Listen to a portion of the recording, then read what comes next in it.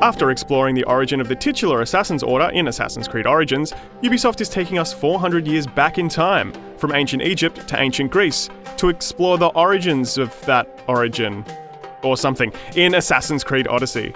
I recently had some time with the opening few hours of the game, and while the time period might be stepping backwards, the Assassin's Creed franchise is taking a lot of steps forward. Here's 5 things I discovered as I climbed, chatted, and stabbed my way across the Mediterranean.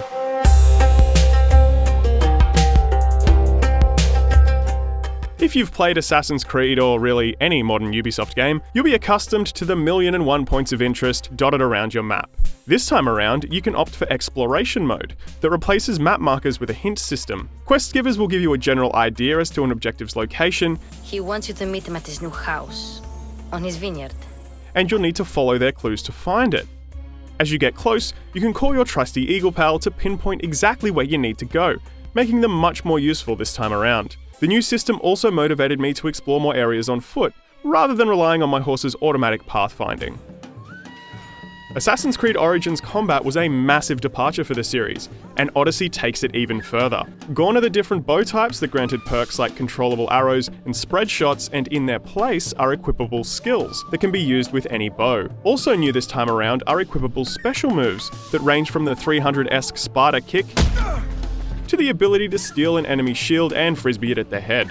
These skills are governed by the returning adrenaline meter that slowly fills as you fight. You'll need to master these new skills if you want a chance at victory in Odyssey's new, large-scale conquest battles. Assassin's Creed Odyssey is set in the middle of the Peloponnesian War between Sparta and Athens. The protagonist, Alexios or Cassandra, depending on who you decide to play as, is a descendant of King Leonidas, and they find themselves drawn into the war. As you make your way through the story, you'll be able to align yourself with either side, which opens up region-specific objectives. In my playthrough, I needed to lower the nation power of a particular region to get close to the Athenian commander and take him out. At full nation power, the leader was flanked by several high-level bodyguards that chased me away anytime I got close. But by achieving passive objectives specific to that region, like burning supplies and stealing the army's war chest, I was able to drive his followers away, leaving him a broken, sobbing man, just trying to work out where it all went wrong. After I stabbed him in the face, the large-scale battle began. In these conquest battles, each army has a finite amount of soldiers. The higher level a particular enemy is, the more their death will impact that particular army's success. Eventually, your stabbing skills will draw the attention of the enemy hero, who you'll need to best to ensure victory. The conquest battles are an exciting addition to the Assassin's Creed formula, and I'm interested to see how they evolve as Odyssey's story and character levels progress.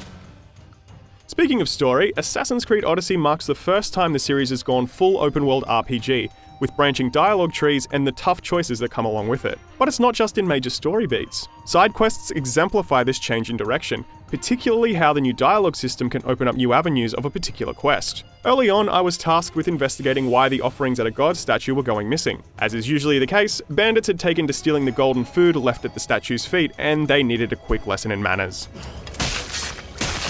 On my way out of their hideout, I overheard a woman begging the gods for help. At this moment, I could pretend to be the voice of God and answer her prayers, or just stay silent and carry on. I opted to answer, which opened up an objective of giving my bandit murder spree profits to the woman.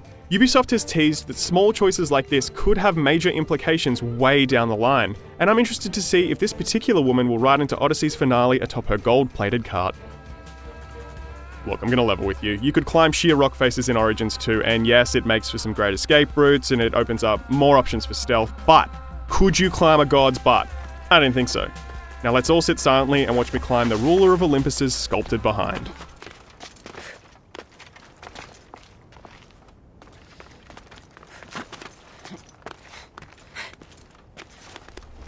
Terrific.